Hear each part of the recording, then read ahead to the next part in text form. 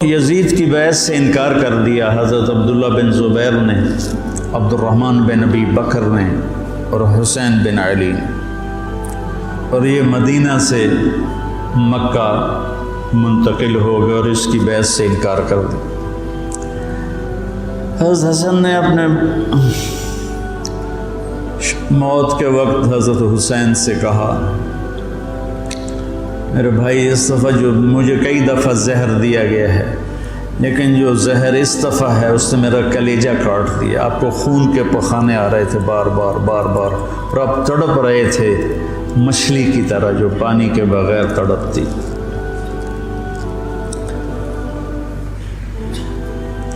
پھر کہنے لگے میرے بھائی میں نے خوب دیکھ لیا ہے،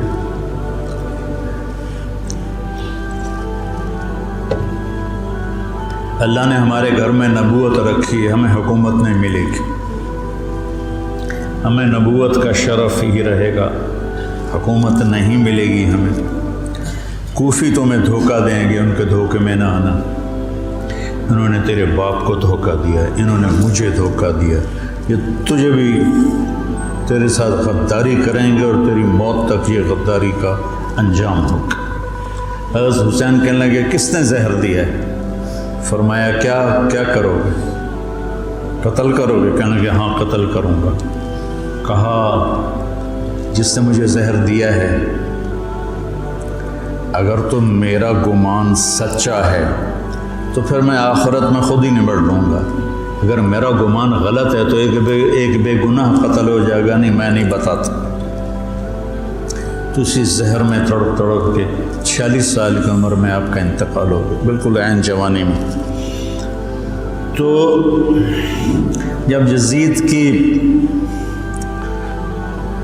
بہت زیادہ نافرمانیاں بڑھیں اور لوگوں میں شکایت پیدا ہوئی تو پھر آپ اپنے قافلے کو لے کر نکلے۔ کوفہ والوں کے بہت سے خطوط تھے، عبداللہ بن عباس نے روکا، عبداللہ بن عمر نے روکا، نہ جاؤ یہ غداری کریں۔ عبداللہ بن عباس کہنے لگے انہیں کہو تم ادھر آؤ، یہاں میرے پاس آؤ، میں یہاں سے لشکر بنا کے یزید کے خلاف کروں گا، قدم اٹھاؤں گا۔ جب تک وہ یہاں نہیں آتے آپ نہ جانا، وہ ایک قدم پہ پھر جاتے ہیں۔ انہوں نے کہا میرے بھائی میں نے خواب دیکھا ہے، اس میں مجھے جانا ہی ہے، اور شہادت ان کو پکار رہی تھی۔ تو نعمان بن بشیر تھے کوفہ کے گورنر، جب یزید کو پتہ چلا کہ امام حسین نکل پڑے ہیں تو اس نے ان کو ہٹا کر عبید اللہ بن زیاد کو گورنر بنا دیا۔ زیاد حضرت علی کا پرجوش ساتھی تھا، اور جنگ صفین میں، جنگ جمل میں حضرت علی کی جانب سے اس نے بہادری کے جوہر دکھائے۔ تو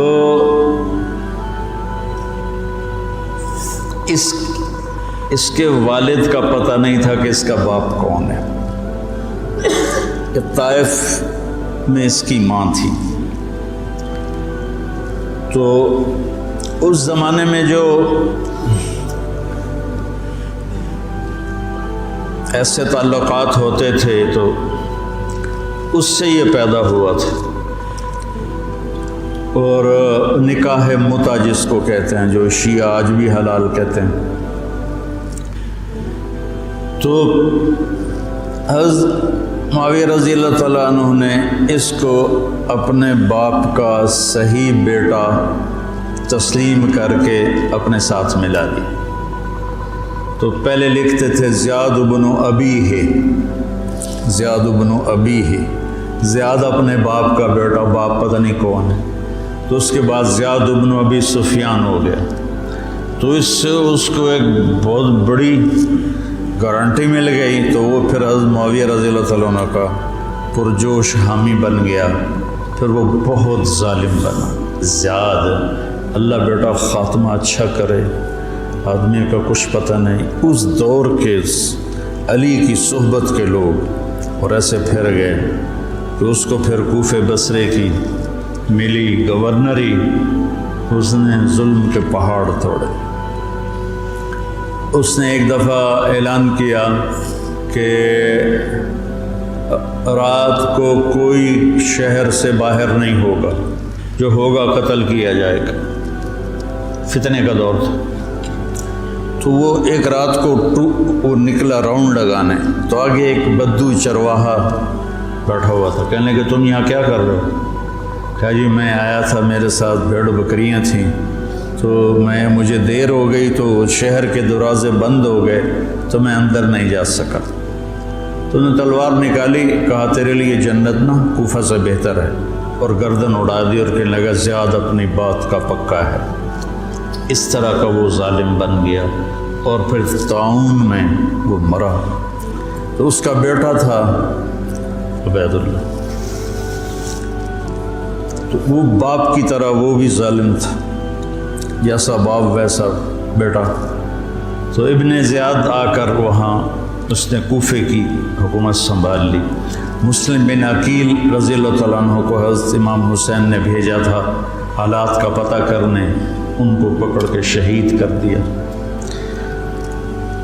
تو جب یہ راستے میں تھے تو کوفے سے کچھ لوگ راستے میں ملے، تو آپ نے پوچھا مسلم بن عقیل کا، تو کہا جی ان کو تو شہید کر دیا گیا ہے۔ کہا کوفے والوں کا کیا حال ہے؟ تو انہوں نے کہا دل آپ کے ساتھ ہیں، تلواریں بنو امیہ کے ساتھ ہیں۔ دل آپ کے ساتھ ہیں، تلواریں بنو امیہ کے ساتھ۔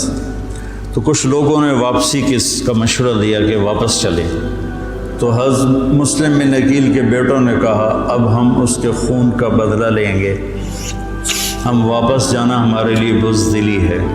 اور تقدیر ان کو کھینچ کے لائی کربلا کے میدان میں۔ تو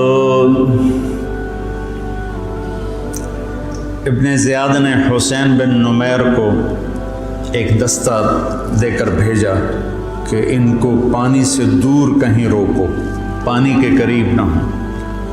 تو اس نے حر بن یزید کو 1000 کا دستہ دے کر کربلا کے میدان میں بھیجا، اور ان کے آنے سے پہلے دریائے فرات کے کنارے کو قابو کر لیا۔ اور آل رسول پہ پانی بند کر دیا جائے، یار کمال کی بات۔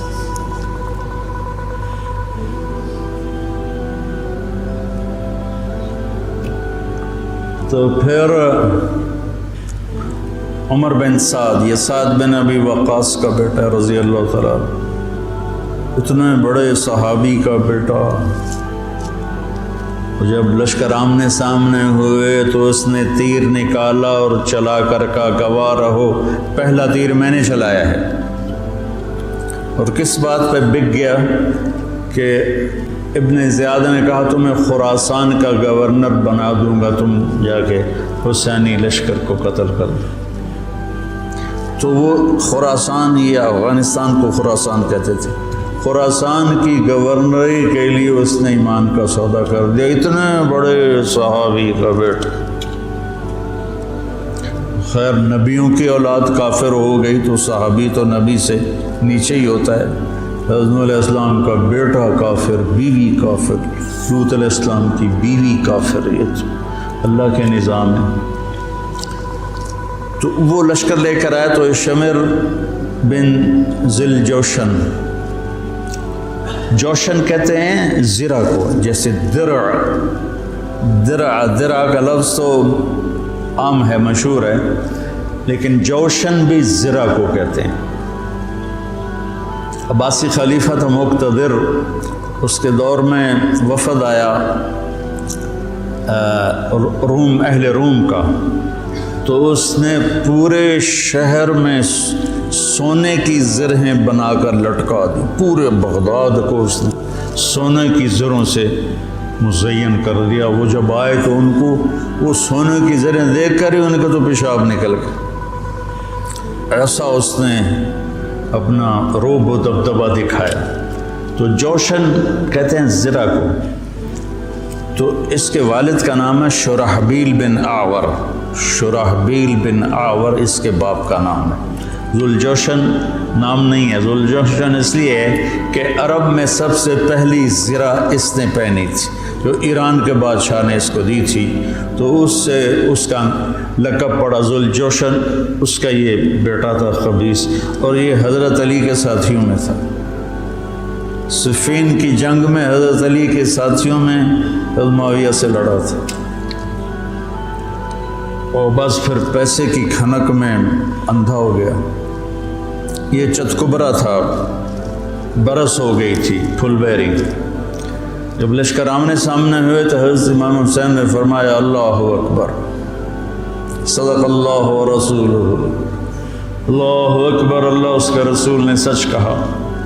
تو لوگوں نے، ساتھیوں نے پوچھا کیا کہا میں نے اپنے نبی سے سنا، آپ نے فرمایا میں دیکھ رہا ہوں کہ ایک چتکبرا کتا میری اولاد کا خون پی رہا ہے، تو وہ یہ ہے جو سامنے کھڑا ہے۔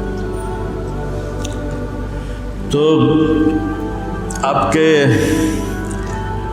جمعرات کو شمر نے آ کر کہا کہ قتل کرو، جنگ کرو، باقی تو عمر بن سعد جو تھا وہ تھا کہ کوئی مسالت کی شکل نکلا، اس نے آ کر کہا جنگ، تو آپ نے ان کو پیغام بھیجا مجھے ایک دن کی مہلت دو سوچنے کے لیے۔ وہ دن تھا جمعرات کا، 9 محرم۔ تو بڑے خوش ہو گئے، کہا ٹھیک ہے۔ تو رات کو آپ نے قافلے کو جمع کر کے فرمایا کہ دیکھو انہیں صرف میری طلب ہے، تم میں سے کسی کے ساتھ ان کی دشمنی نہیں ہے، تم مجھے چھوڑ کے چلے جاؤ، میں اپنے آپ کو موت کے لیے پیش کر دوں گا، تم کیوں مرتے ہو میرے لیے؟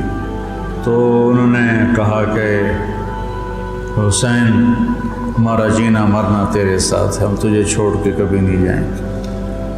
اور عجب بات ہے، 4000 کا لشکر عمر بن سعد لے کر آیا، 1000 کا حر بن یزید لے کر آیا، 5000 ہو گئے، اور ادھر 32 گھوڑ سوار اور 40 پیدل، 72، 5000 72، کیا جوڑ بنتا، لیکن کیا جگر تھا حسین کا، جو اپنے آپ کو موت کے حوالے کر رہے ہیں، اور پتہ ہے کہ میرے بچے بھی ذبح ہو جائیں گے۔ عاصم کا بازو ٹوٹا، 5 سال کی عمر تھی، میرا جو درمیان والا بیٹا، تو وہ اس کو نہ چڑھا رہے تھے تو اس کی چیخیں نکلی، تو میں بھاگ کے باہر نکل گیا، مجھ سے اس کی چیخیں سنی نہیں گئیں۔ وہ کیا ہے ہستی ہے جس کے سامنے جگر گوشوں کو تلواروں سے ذبح کیا جا رہا ہو، اور اس کے چہرے پر استقامت کے سوا کچھ نہ ہو۔ ادھر آ ستمگر ہنر آزمائیں، تو تیر آزما ہم جگر آزمائیں، نہ کر لبوں کو سی عشق ہے دل لگی نہیں، سینے پہ تیر کھائے جا آگے قدم بڑھائے جا، یعنی زبان حال سے کہہ دے کہ ہاں ستائے جا۔ تو آپ نے رائٹ سائڈ پہ زہیر بن قین کو کھڑا کیا، اور لیفٹ پر حبیب بن مظاہر، درمیان میں عباس بن علی کو، جو آپ کے بھائی ہیں۔ حضرت علی کے 6 بیٹے شہید، امام حسین چھٹے ہیں، 5 بھائی آپ کے دوسری ماؤں سے تھے، جو حضرت علی نے شادیاں کی، حضرت علی نے 8 شادیاں کی تھیں، یہ کے بعد دیکھ رہے، تو 5 وہ اور چھٹے حسین، اور علی کی ساری اولاد اہل بیت ہے۔ تو عباس کو آپ نے جھنڈا دیا درمیان میں، اور خود بھی ان کے ساتھ کھڑے ہوئے، اور پھر آسمان کی طرف ہاتھ اٹھا کے کہا انت ثقتی و رجائی۔ ہائے کیا حال ہوا ہوگا فرشتوں کا اس وقت جب آپ کہہ رہے تھے انت ثقتی و رجائی، اللہ تجھ پر ہی میرا بھروسہ ہے اور تجھ پر میری امیدیں ہیں۔ اور اللہ امتحان کے لیے ڈال چکا تھا۔ چھری چلی اسماعیل کی گردن پر، اللہ نے ہٹا دی۔ چھری چلنے لگی حضرت عبداللہ کی گردن پر،